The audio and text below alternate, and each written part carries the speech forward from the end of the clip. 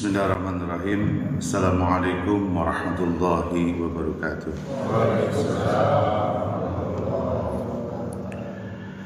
Innal hamdalillah nahmaduhu wa nasta'inuhu wa nastaghfiruh wa na'udzu billahi min shururi anfusina wa min sayyiati a'malina may yahdihillahu fahuwal muhtadi wa may yudlil fala hadiya lahu. Asyhadu an la ilaha illallah wahdahu la syarika lah Al-Malikul Dayyan wa asyhadu anna Muhammadan abduhu wa rasuluhu alladzi la nabiyya ba'd. Allahumma shalli wa sallim wa barik ala Rasulillah Sayyidina Muhammadin wa ala alihi wa sahbihi ajma'in.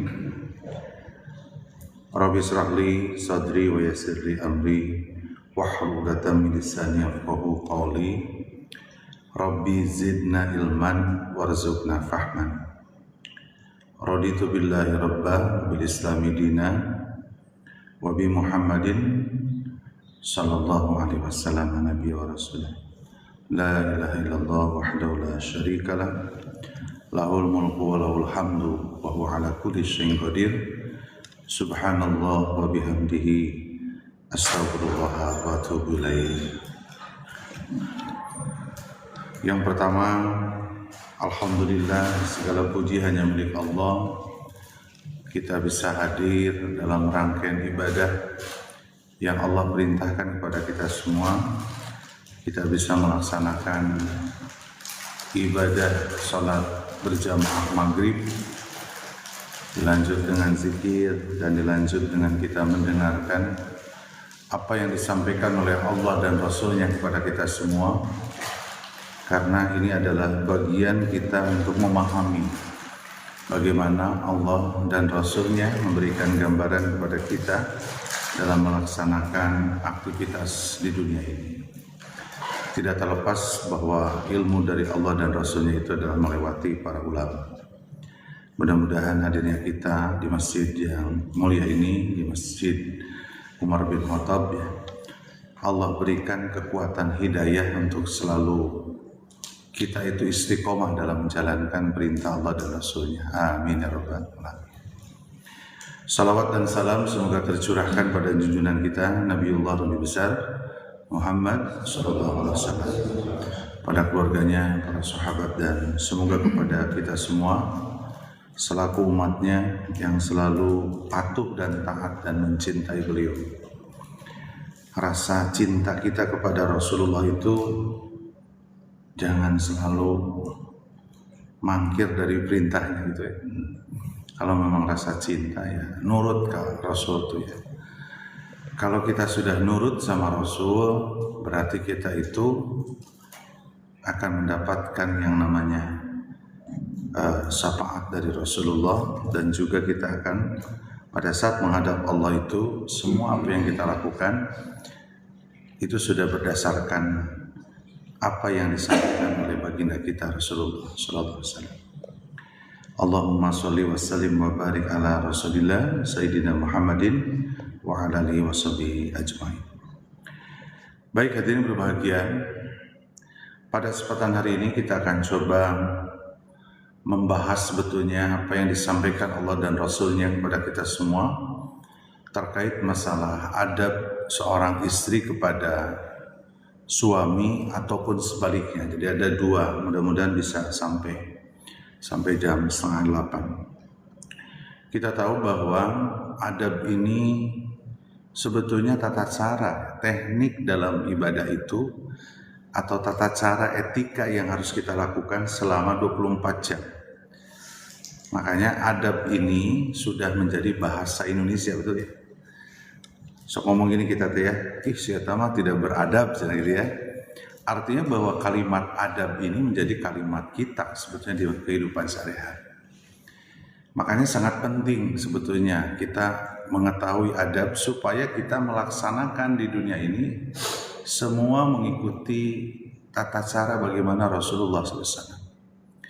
Makanya ada istilah dalam kaidah bahasa Arab itu apa? Al-adabu, adab itu fauqal ilmu, ya, di atas ilmu.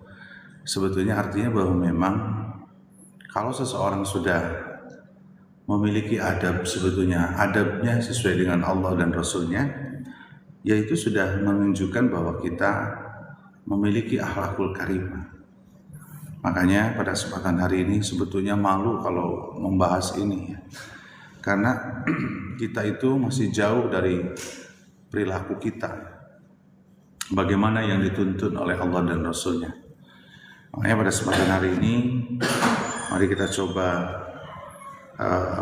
sampaikan apa yang disampaikan oleh Allah dan Rasulnya. Kita tahu bahwa pernikahan itu dalam Al-Quran itu disebut mitsaqun ghalidh, perjanjian agung. Jadi kalau di dalam Al-Quran itu mitsaqul ghalidh itu ada Allah sampaikan pada saat perjanjian Hudaybiyah. Ketika pada saat itu Rasulullah dengan kaum Quraisy. Tapi kalimat pada saat pernikahan pun di dalam Al-Quran itu Allah menyampaikan pernikahan itu mitsaqun ghalidh. Jadi perjanjian yang agung, sakral sebetulnya. Tapi sekarang ini banyak orang yang mencuekkan perjanjian itu ya. Baru 2 tahun, baru bar gitu ya. Di pernikahan itu kadang ini yang sebetulnya ibadah yang paling lama. Tapi banyak orang yang di saat ketika perjalanan pernikahan itu ya selalu kalah dengan guncangan dan ujian dari Allah Subhanahu wa taala. Sebenarnya sederhana, hadirin. Ini saya kan cuma teori aja yang disampaikan. Ini nasihat buat saya. Ketika kita berdasarkan agama dalam pernikahannya, makanya Rasulullah hadisnya tungkihul mar'ah ila arba'an. Menikah seorang wanita itu kan karena 4 ya. Laki-laki itu hijri maliha karena hartanya, membunghar resepnya, Pak janda bunghar resep. Artinya bahwa memang orang itu pertama itu orang menikah itu karena harta, karena sesuatu dunia. Yang kedua lijamiliha, karena kecantikan. Wajarnya menalakimanya. Malaki kan sebetulnya kalahnya di mata. Betul ya? Laki-laki itu makanya godol basar itu sangat harus dilakukan. Harus memelihara pandangan kita. Karena kata dokter Boyke itu, laki-laki itu katanya, ini saya juga dengar dari podcastnya, laki-laki itu dalam waktu 5 menit ketika berduaan dengan perempuan, udah matanya sudah niatnya kepada hal-hal yang tidak baik. Beda dengan perempuan bisa menahan itu. Makanya ada orang tuh karena kecantikan. Kenapa umur nakolot yang penting gelis ya. Nah terus saya nyari Sunda. Orang Jawa Baratnya kedah tahu Sunda. Nukatilu alan cenah lihasabihan. Kadang keturunan ya.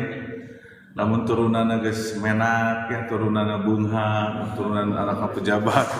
Senang ya. Mana kata Rasulullah itu manusia itu begitu, tapi ada yang didinihan. Ada orang tuh yang melihat karena agamanya.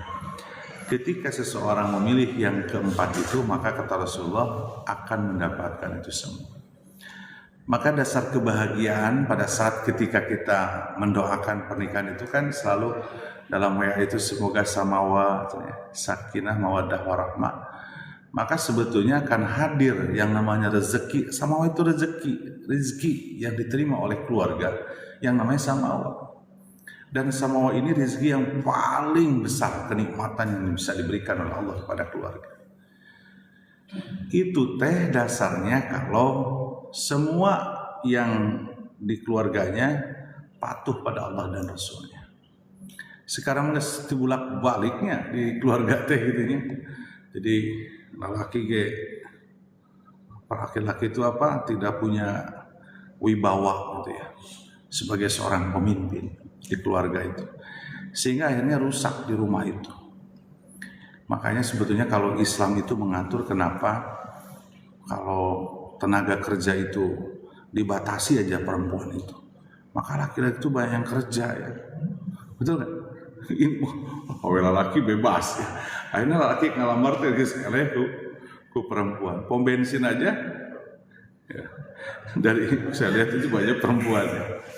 Bukan berarti tidak mendukung emansipasi wanita, bukan. Artinya bahwa ketika keluarga itu pertama harus ada di laki-laki sebagai pemimpin keluarga.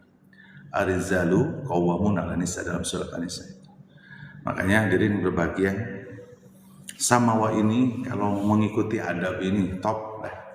Saya kalau mendengar itu terpingin ya seperti itu. Makanya kita berusaha nanti sampaikan kepada istri bahwa hari ini. Tapi nanti juga akan ada materinya bagaimana kita menjadi sosok suami yang hebat, suami yang istimewa di keluarganya. Jadi lihat keluarga itu, lihat keluarga Nabi Ibrahim alaihissalam ya. Itu ya. Tapi cina Nabi Ibrahim ada istrinya 2 cina. Ya sok aya. Ai mampu masuk. Gitu ya.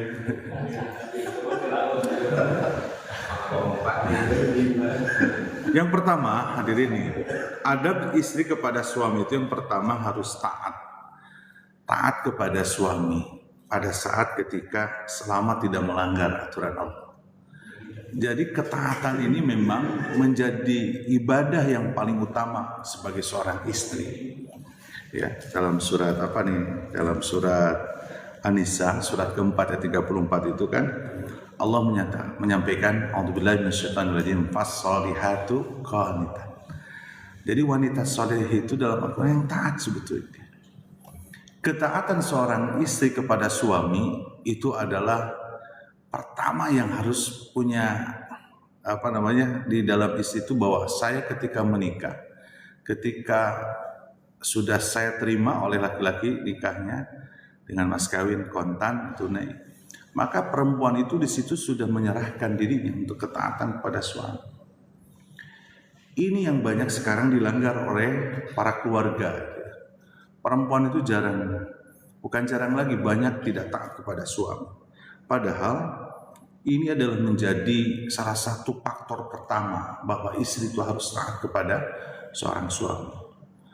Ada kalimat dari perempuan itu, nya sana taatnya kumaha suamina heula nya. Sok aya kitu ya. Cenah urang taat ka suamina kitu mah kumaha. Padahal kalimatnya kalau perempuan itu sholih, seperti apa yang cerita daripada istrinya Fir'aun ya. Aisyah, Asia itu perempuan yang sholih tapi suaminya pokoknya laknatullah Fir'aun.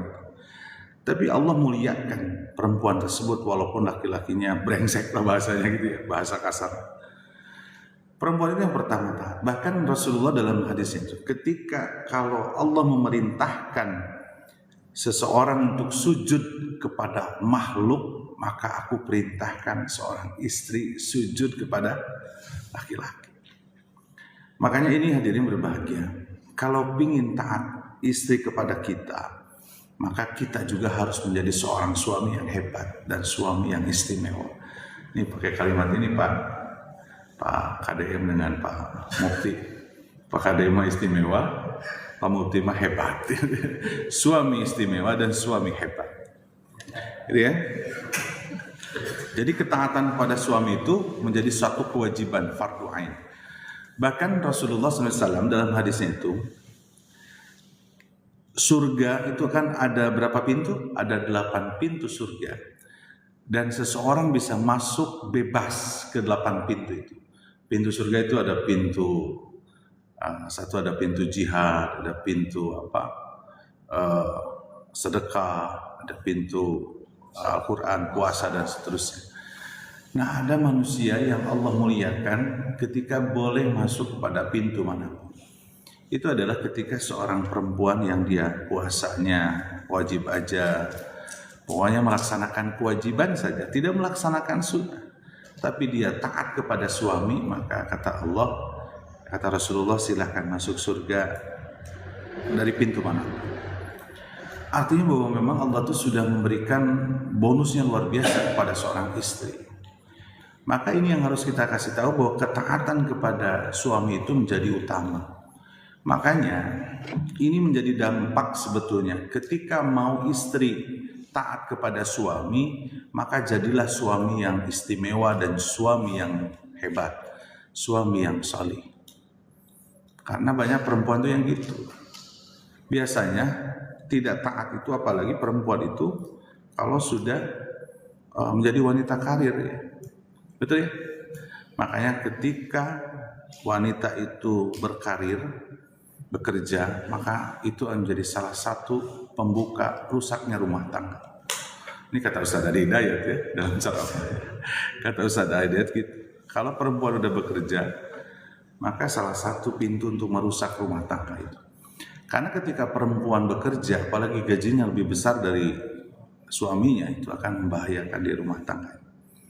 Makanya ketika perintah Allah bahwa wanita solih itu adalah harus taat kepada suami, maka suaminya juga harus suami yang lebih hebat. Jangan imahayang istri taat tapi kitanya memble gitu ya, laki-lakinya. Makanya konsep dalam kepemimpinan yang pertama yang harus dikedepankan adalah keteladanan seorang suami di rumah tangganya. Makanya hadirin yang berbahagia, nanti kita lihat bagaimana suami yang harus menjadi suami yang hebat. Yang berikutnya, wanita yang adabnya seorang wanita kepada suami itu harus bisa menjaga kehormatan diri dari rumah tangga. Jadi menjaga kehormatan, ya harus menjaga rahasia. Ini kan kalimatnya di dalam Al-Quran itu surat Al-Ahzab ayat 33 itu, waqarna fi buyutikunna, gitu ya, wala tabarrajna tabarrujal jahiliyatil ula. Jadi Allah memerintahkan kepada perempuan itu hendaklah kamu tetap di rumah, itu kan. Maka janganlah kalau kamu keluar itu jangan berhias tabaruj seperti tabarujnya zaman jahiliyah. Banyak perempuan itu yang sudah tidak memperhatikan ayat ini, betul ya. Ai keluar tesok palalenor ya, ai pas di imah make dastarnya, tidak membahagiakan. Maka salah satu wanita soleh itu nanti di bawah itu disampaikan Rasulullah, kalimat itu sederhana Rasulullah. Wanita yang soleh itu adalah kepada suaminya di saat dilihat menyenangkan. Betul ya? Kalau menyenangkan kan banyak ya, melihat tata cara ngomongnya perempuan kepada kita, ketika berdandan, ketika melayani, itu kan harus menyenangkan daripada suami. Makanya berat sebetulnya ketika melihat aturan daripada Allah Subhanahu wa taala. Nah, ini banyak orang yang tidak bisa menjaga kehormatannya, ya. Dalam hadis riwayat Muslim, kalimatnya begini. Inna min asyarrin nas indallah. Sesungguhnya yang buruk di mata Allah, jadi manusia yang terburuk di mata Allah Subhanahu wa taala itu manzilat yaumil qiyamah. Ketika di yaumil qiyamah itu bahwa kedudukan insyaallah pada kiamat seorang suami yang berhubungan dengan istrinya lalu menyebarkan rahasia, tidak menjaga kehormatan. Jadi lamun suami istri dan suami itu sok ngomongkan rahasia di rumahnya, tidak bisa menjaga kehormatan. Dia omong-omong itu manusia buruk sebetulnya. Jadi makanya tong hareureuy urusan gitu diomong-omongkeun ya. Ya kecuali kalau resep untuk kebaikan boleh. Tapi apalagi aib di rumah tangga itu jangan sampai kita diumbar kepada yang lain. Jadi menjaga rahasia, aib, menjaga kehormatan itu menjadi sebuah kewajiban daripada ini untuk suami dan istri, apalagi seorang istri. Ini kadang awetnya ngarariu ngarobrolkeun urusan rumah tangganya, kan nggak boleh. Banyak orang seperti itu yang tidak bisa menjaga kehormatan di rumah tangga. Makanya kasih tahu nih bahwa perempuan itu ya harus bisa menjaga kehormatan rahasia di rumah tangganya. Karena manusia yang terburuk di mata Allah SWT di yaumil qiyamah itu ketika seorang perempuan yang selalu mengumbar ya rahasia-rahasia di rumah tangganya, kejelekannya, kecuali kebaikan untuk disampaikan. Berikutnya, perempuan itu harus berperilaku lembut dan sopan.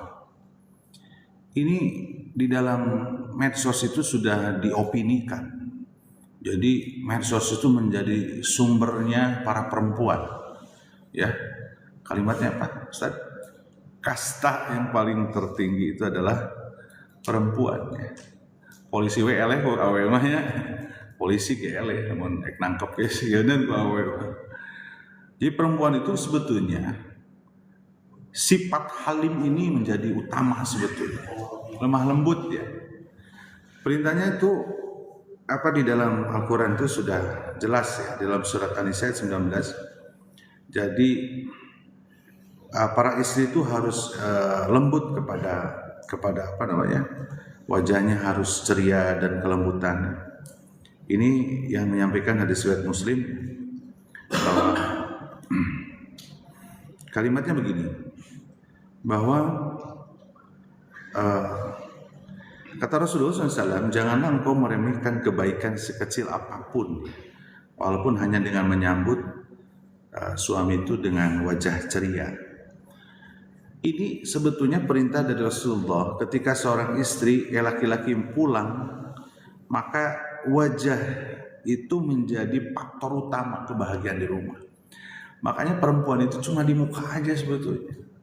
Kalau mukanya itu bisa ceria, bisa membuat penyambutannya bagus, pada saat kita pulang, maka itulah sebetulnya wanita yang terbaik.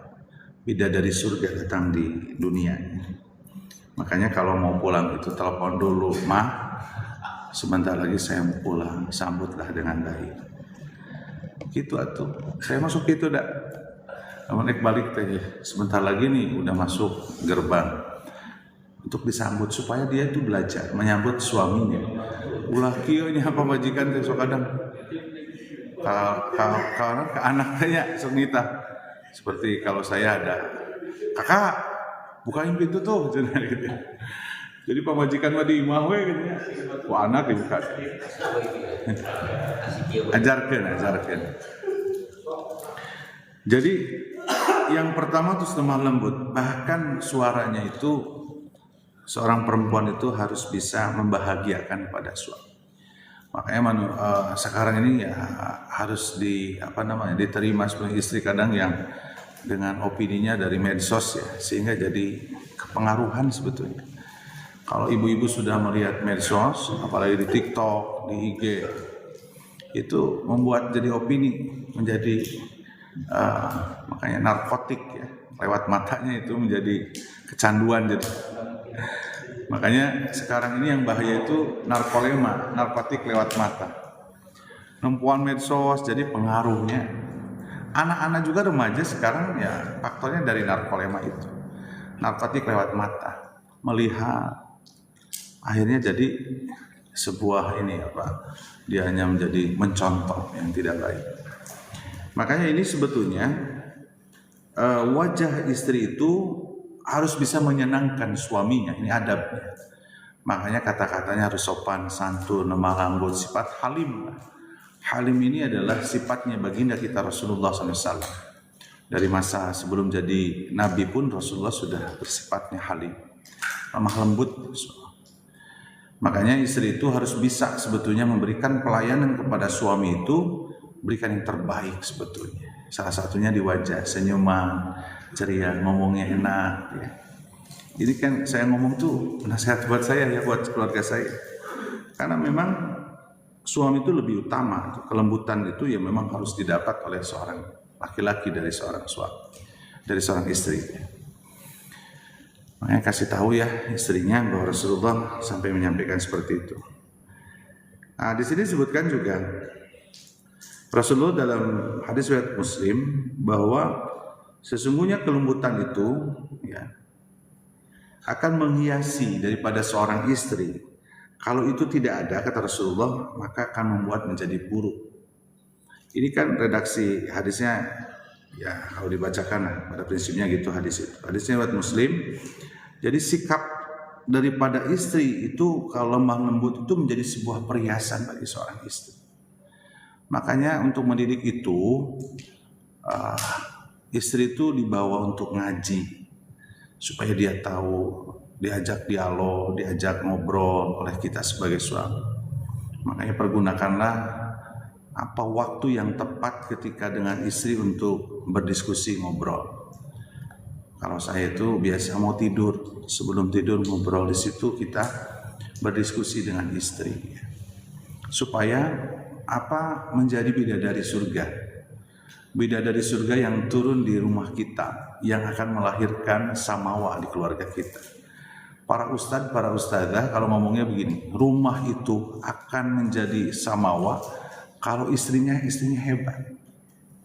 Kalau istrinya nggak hebat mah susah. Maka yang menjadikan rumah ini bahagia, ya, rumah ini menjadi terpancar sinar daripada Allah Subhanahu wa taala kalau perempuannya hebat. Dan ini menjadi utama. Jadi kalau laki-lakinya udah hebat, kalau perempuannya belum hebat, susah sebetulnya di rumah tangga itu mendapatkan kebahagiaan. Maka yang paling utama itu adalah bagaimana sikap istri kepada suami itu adalah bagaimana memberikan pelayanan yang terbaik. Mantapnya kalau punya istri itu seperti itu.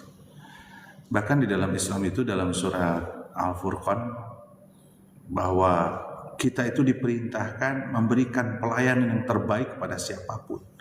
Apalagi seorang istri kepada suami.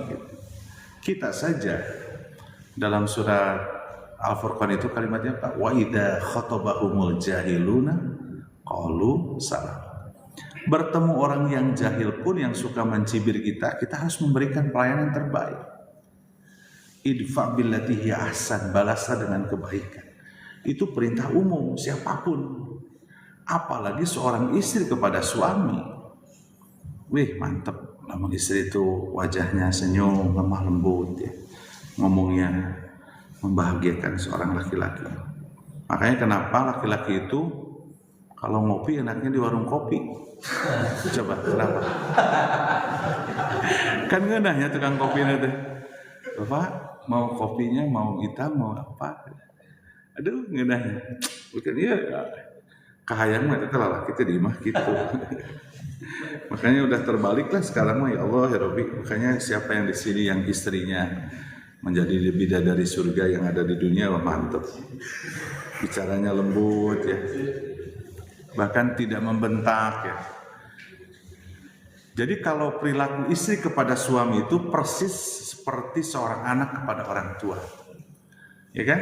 Wala taqullahu ma'uf, jangan membantah. Wala tanharuma, jangan membentak. Wa qulu qawlan karima. Al-Qur'an kan gitu, harus berkata mulia. Harusnya begitu. Kalau istri masih suka ngebentak itu kelihatan nadanya lebih tinggi dari kita. Kecuali kalau itu mau ngasih tahu, kitanya nggak kedenger ya. Harusnya dengerin. Saya makan gitu kalau ke istri. Kalau saya nggak kedenger, Bu, samperin. Jangan gorowokan gitu. Samperin aja. Kan telinga saya juga, kalau kata dokter Aisyah mah apa? Laki-laki makan konsentrasinya beda aja. Gitu. Gitu ya. Jadi ini yang sulit ya. Mudah-mudahan kita berdoa kepada Allah SWT. Semoga Allah memberikan kelembutan kepada istri kita. Makanya doanya itu di dalam Al-Quran itu apa? Rabbana hablana min azwajina wa dzurriyyatina qurrata a'yun, menyejukkan. Coba kalimat dalam Al-Quran itu hebatnya. Ya Allah, pasangan kita, anak kita tuh sih menyejukkan mata. Kalau sejuk mata kan berarti ngomongnya juga lemah lembut ya, betul? Wajah rautnya bisa mengeluarkan senyuman. Senyuman itu kan mahal sebetulnya. Makanya kemarin pas mau lebaran itu di TikTok itu kan dilihat kan, cina raster kuat akan meminta maaf. Ya Allah Gusti. Jadi kan jadi akhirnya apa? Perempuan itu jadi akhirnya menguatkan. Oh saya itu harus begitu, harus sulit meminta maaf.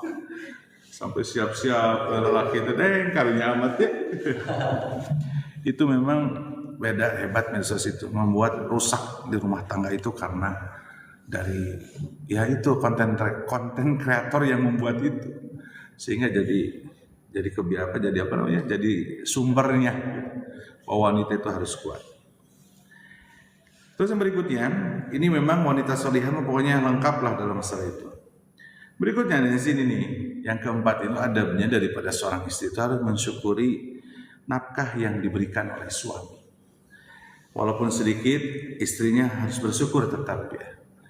Kumaha dia tuhnya, da urang teh milih lalaki waktu sudah dinikahkan oleh walinya atau oleh ayahnya.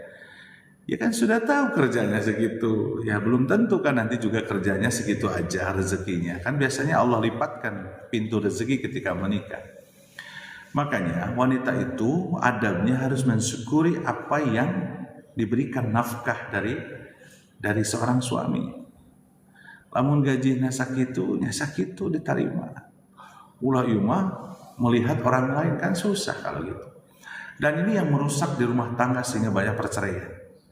Ekonomi, masalah dunia yang merusak semua pergaulan di rumah tangga. Ya, jadi sok kapanasannya, komo panas nanti ke keluarga, di keluarga kita, kakak kita ternyata perempuannya penghasilannya besar, adiknya enggak. Nah ini sebenarnya gangguan dunia ini yang membuat rumah tangga jadi rusak karena ekonomi. Kalau ditanya orang yang perceraian itu pasti karena dunia. Saya pernah bertemu dengan teman sahabat saya dulu SMP. Ketika ketemu, ini sama nih dengan Kang Yana. Jadi ketemu pada saat dia ada proyek di Bogor. Saya nggak ngomongin namanya. Pada saat ketika ketemu itu, saya ketemu beliau itu, teman saya itu ketemu dia itu bawa seorang perempuan. Nah, pada saat saya tanya, kamu perasaan istri kamu itu kan pernah waktu kita reuni tahu istrinya. Wah, cina gini, solihin, ini kedua, cina gitu ya, kedua aja istri kedua. Nah pada saat setelah itu dia ngomong, cina, ternyata poligami itu dia menyampaikan kalau ekonominya dipenuhi selesai itu urusan poligami. Saya ditanya di istri pertama itu saya kasih 20 juta, mobil, rumah, karena punya anak. Nah ini kan itu yang dibawanya. Ini saya kasih 10 juta per bulan, sudah kasih mobil dan nemenin saya di proyek. Kan dia proyeknya gitu ya, tinggal Bandung proyek di mana. Tahulah ya itu orang. Jadi selesai urusan poligami. Jadi istri pertamanya nggak rujit. Kan mendingan gitu cek istri pertama kayak.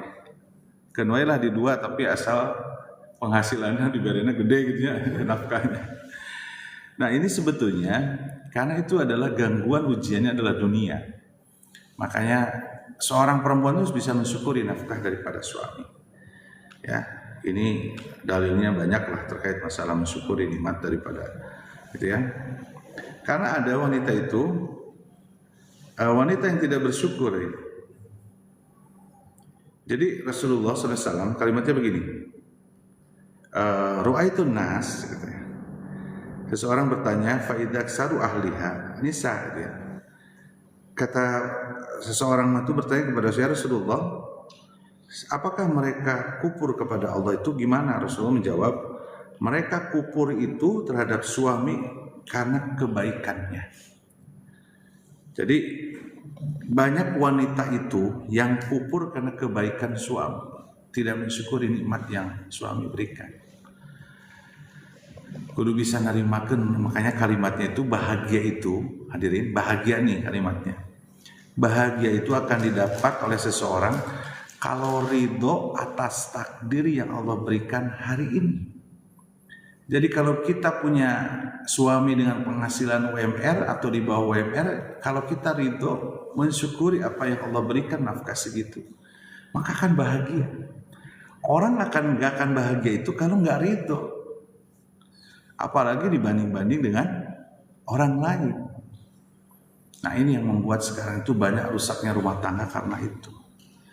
Maka wanita solihah itu adalah sangat utama di dalam keluarga untuk melahirkan keluarga yang sakinah mawaddah warahmah. Kalau perempuan kita nggak solihah, selamat menikmati aja di rumah tangga nggak bahagia, ya.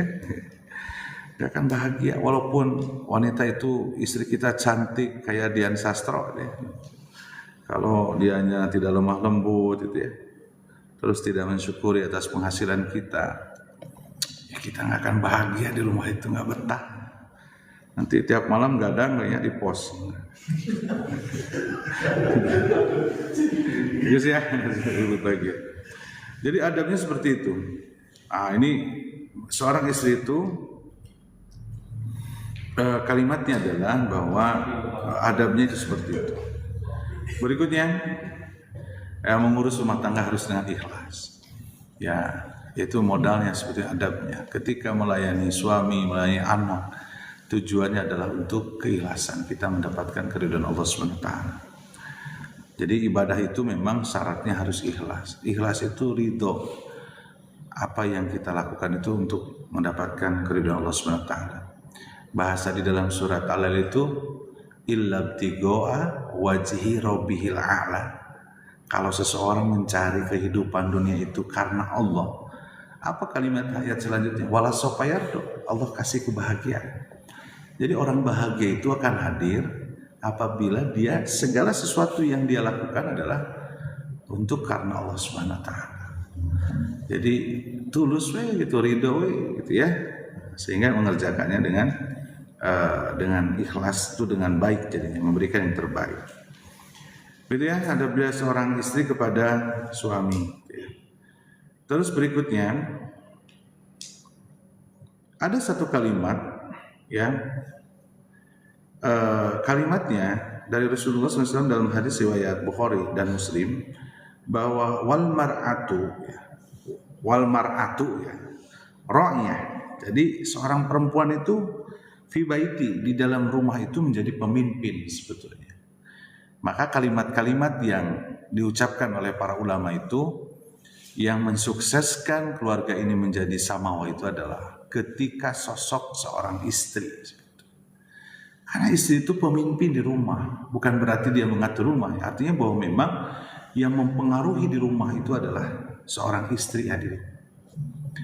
Maka jadikanlah istri itu supaya menjadi solihah itu ya kita berusaha dengan doa kita, berusaha dengan kita mendidik dengan cara menasehati, juga kita dengan keteladanan kita menjadi seorang suami ya. Karena begitu Rasulullah mengatakan seperti itu. Jadi istri bertanggung jawab untuk menjaga rumahnya, anaknya, urusan keluarga dengan baik. Itu sebagai bentuk amanah dari Allah, tanda kasih sayang kepada keluarganya. Jadi begitu ya, hadirin yang berbahagia. Nah, berikutnya, adabnya itu tidak keluar rumah tanpa izin suami. Ini banyak perempuan itu sudah mengabaikan perizinan. Perizinan itu memang menjadi penting sebetulnya supaya laki-laki itu diberikan penghormatan. Jadi seorang pemimpin itu ya laporlah kalau istri itu sebagai bawahan kita, atau kalau di dalam perusahaan itu sebagai apa? Ya kita direkturnya, dia pelaksananya. Maka seorang keluar rumah itu tanpa izin suami itu menjadi haram hukumnya. Hadis Rasulullah SAW di dalam hadis riwayat Ahmad ya, bahwa diterangkan di sini seorang iman yang tadi saya sampaikan, seorang wanita itu menunaikan sholat 5 waktu dan seterusnya dan taat kepada suami, maka dia akan masuk ke pintu surga dimanapun. Jadi artinya hadirin, seorang istri itu memang segala sesuatu harus izin dengan suami. Pernah ada sebuah cerita ya, dulu zaman Rasulullah ada seorang wanita, laki-lakinya lagi jihad ya, keluarganya pada saat itu sakit bapaknya. Dikasih tahu gitu ya, bapakmu lagi sakit karena suami kan dulu mah nggak ada handphone ya, mana bisa video call atau telepon, mau ke rumah. Ternyata tidak, sampai meninggalnya. Ternyata dia wanita yang menjadi ahli surga. Artinya memang izin suami itu penting. Ayo orang lain ya ngelakukan hal baru izin ya, dipaksa. Ongkoh izin tapi maksa deh. Apa kadang udah melewati gitu ya. Jadi hadirin berbahagia, ini udah mau ini. Nah, adapun seperti itu, sebaliknya ketika seorang suami kepada istri juga sama, perintahnya itu dari Al-Quran itu mempergauli istri itu harus dengan ma'ruf, dengan lemah lembut. Qurannya ada, jadi laki-laki pun diperintahkan nih. Jadi laki-laki pun harus memberikan pelayanan terbaik kepada istri. Ini Al-Qurannya surah An-Nisa ayat 19. Jadi kalimatnya pergaulan, wa'asiruhunna bil ma'ruf. Pergaulilah istri-istrimu dengan baik.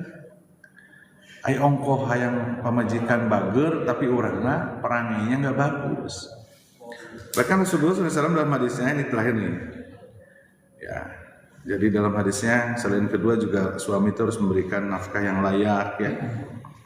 Nah, ada sebuah hadis disebutkan di dalam hadis itu bahwa Rasulullah khairukum li ahlihi.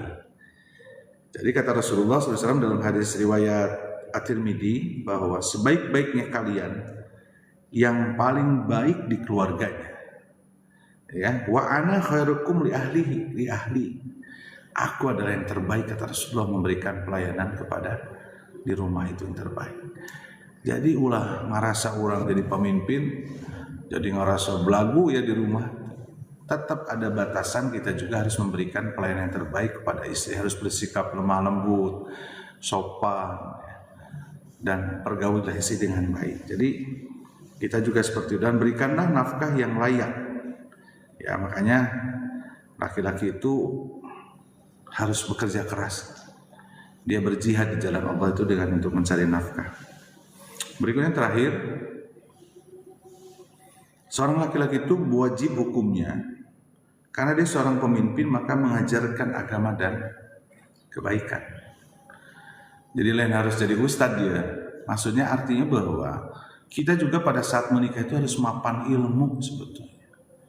Nah, ini yang jarang kita lupakan. Yang kita lupakan bahwa ketika menjadi seorang suami itu harus menjadi pemimpin yang hebat, harus mapan ilmunya. Karena kalau kita sudah mapan bisa mengajarkan dengan baik, bisa mengajarkan kebaikan dengan keteladanan kita. Ayo orang mah kadang gitunya, ayo anak kita ke masjid, ayo lalakina itu ke masjid, bapaknya. Jadi artinya bahwa memang kesimpulan daripada seorang laki-laki itu ya memang harus menjadi pemimpin yang hebat, pemimpin yang betul-betul menjadikan keteladanan kepada keluarganya. Dan di sini Rasulullah kalimatnya tidak berlaku kasar. Ya, jadi kata Rasulullah jangan berlaku kasar ke istri teh. Kamu ini ya, seorang laki-laki juga adabnya jangan kasar. Orang masa pemimpinnya kadang hegat ngomongnya. Karena wanita itu ketika kita marah pun dia punya kelembutan hatinya, kadang suka sakit hati. Seorang laki-laki juga harus bisa bersabar dan memaafkan kekurangan istri. Dalam mengajarkan kebaikan aja, dalam sholat aja, dalam surat Toha ayat 162 atau 132 kalimatnya, wa'mur ahlaka bis-sholah, ajarkanlah wahai laki-laki keluargamu untuk sholat, wastabir 'alaiha, tapi sabar ya. Jadi hadirin berbahagia, kalimatnya adalah satu sama lain, suami istri itu harus betul-betul berpegang kepada Allah dan Rasulnya. Kalau ini semua dipegang dan dilaksanakan oleh istri dan suami, maka samawa itu akan lahir di rumah tangga kita. Makanya ayo pada kesempatan hari ini hadirin, ayo kita coba membangun rumah tangga itu dengan agama dan tempatkanlah posisi masing-masing sesuai tugas dan pokoknya daripada seorang istri dan suami, maka disitulah akan lahir yang disebut rahmat dan sakinah, ketenangan dan kasih sayang dari Allah Subhanahu wa taala. Mudah-mudahan ini hanya mengingatkan kepada kita semua bahwa bagaimana Allah dan Rasulnya memerintahkan kepada kita, seorang istri harus betul-betul mematuhi kepada seorang suami, tapi suami pun harus menjadi seorang pemimpin yang hebat dan istimewa di mata Allah Subhanahu wa taala. Jadi jangan menuntut istri kalau kitanya juga belum bagus gitu ya dalam berbeda. Demikian yang bisa disampaikan. Mohon maaf nih pembahasannya kalau kurang tepat, tapi yang jelas semua diatur oleh Allah dan Rasulnya. Kalau itu semua kita laksanakan, maka Allah akan kasih rezeki dari Allah Subhanahu wa taala, itu yang namanya samawa. Coba bercerminlah, rumah tangga kita sudah samawa kan? Kalau belum, ayo kita bismillah lagi membangun keluarga sama. Karena kebahagiaan di keluarga itu nanti akan membawa kita bahagia nanti di akhirat nanti. Allah menyampaikan apa? Fa'amma man utiya kitabahu biyamini, ketika amal soleh kita banyak apa? Wasaufa yuhasabu hisaba yasiru, Allah akan hisab dengan baik. Wa yang qalibu ila ahlihi masrur, Allah akan kumpul. Jadi mau tidak mau, kalaupun nanti Allah kasih bonus bidadari, ratu nama tetap istri kita di akhirat. Sing ana teresep ge dan kita ratu nama geus pamajikan urang. Wah, urang mah yang ka bidadari, leuwih geulis di bidadari ke istri kita di surga mah. Karena Allah mengatakan wa yang qalibu ila ahli masrur, Allah akan kumpulkan keluarganya. Kalau keluarga ingin kumpul nanti di sana, maka kita harus menjadikan istri dan kita menjadi orang-orang yang hebat di mata Allah SWT. Makanya ke istri itu, ayo kita ke surga ya. Ke surga itu dengan kendaraan solih dan solihah. Ya. Itu saja mungkin yang bisa disampaikan. Terima kasih, mohon maaf kalau ada kekurangan. Insya Allah dalam pembahasan ini kita hanya untuk mengingatkan aja kepada kita semua.